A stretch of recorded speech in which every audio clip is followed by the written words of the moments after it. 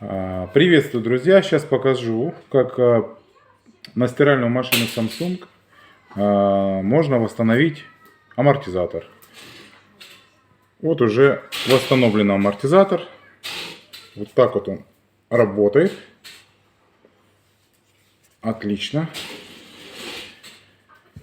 А вот амортизатор, сейчас вытащу, который примерно они оба были полностью, скажем так, не рабочие. Вот так болтались. Сейчас покажу. Вот здесь фаска.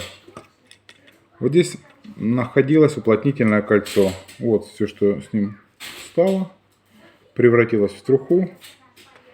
Наша задача поставить сюда либо из вот такого вот резины, я взял из патрубка резину, либо еще делают из кожаного ремня.